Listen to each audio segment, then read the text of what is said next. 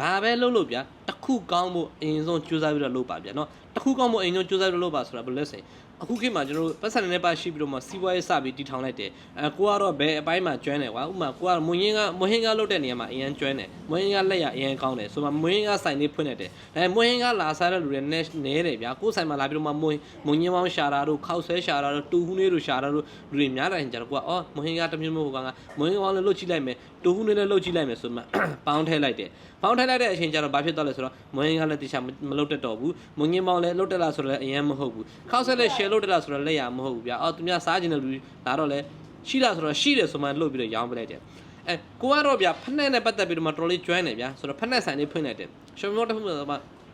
ဖက်နဲ့ဆိုင်လေးဖွင့်လိုက်တယ်ဒါပေမဲ့ဖက်နဲ့ဆိုင်နဲ့အတူတူပတ်ဆိုင်တွေရှားတဲ့ပတ်ဆိုင်တွေမေးတဲ့အဲ့တွေများတဲ့ခင်ကြလဲကိုကပတ်ဆိုင်ပါလိုက်ပြီးတော့မှထည့်လိုက်တယ်ကိုရဲ့ဖက်နဲ့ဆိုင်နဲ့ပတ်ဆိုင်ပါနဲ့ထည့်လိုက်တယ်ပတ်ဆိုင်မေးတဲ့လူများဆိုတော့ထည့်ချိလိုက်မယ်ကွာဆိုမှနဲ့ပါထည့်လိုက်တယ်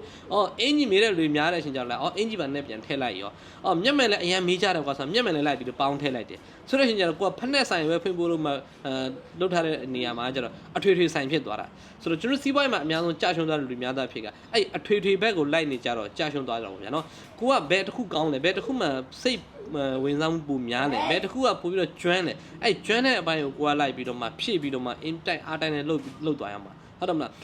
နည်းနည်းလေးအချိန်တစ်ခုပေးလိုက်ပြီဆိုတာနဲ့ဟာဒီဆိုင်ကတော့မွဟင်းကလက်ရ share ပဲဆိုတာမွဟင်းကစားဖို့ဆိုရင်တော့အနေနဲ့အရေးကလူတွေအားလုံးကခမည်းဆိုင်ကိုမရမကိုက်ရှာပြီးတော့ရလိမ့်မယ်သူတို့ဘေးပတ်ဝန်းကျင်မှာမွဟင်းကဆိုင်ရှိရင်တော့ခမည်းဆိုင်ကိုရအောင်ရှာပြီးတော့လာလိမ့်မယ်โอเคဖက်နဲ့ပတ်သက်ပြီးတော့မှဗျာခမည်းဆိုင်မှာဖက်နဲ့အစုံထည့်ထားတယ်ဆိုရင်ဖက်နဲ့ပတ်သက်ပြီးတော့မှတခြားလူတွေကအခုဘေးပတ်ဝန်းကျင်ကဖက်နဲ့ဆိုင်မသွားဘဲနဲ့ခမည်းဆိုင်ပဲရအောင်ရှာပြီးတော့လာလိမ့်မယ်ဆိုတော့အဲ့အတွက် KFC ဆိုတာလည်းเนาะကြက်ကြော်တစ်ခုတည်းရောင်းပြီးတော့ကဘာမှာနာမည်ကြီးလာတာလေ KFC ဆိုင်မှာခင်ဗျာကြက်ကြော်လို့တခြားဘာအများမှမရဘူးဒါပေမဲ့ကြက်ကြော်စားခြင်းတဲ့လူတွေကကိုပေးပတ်ဝန်းကျင်မှာကြက်ကြော်ဆိုင်ရှိတာတော့မှ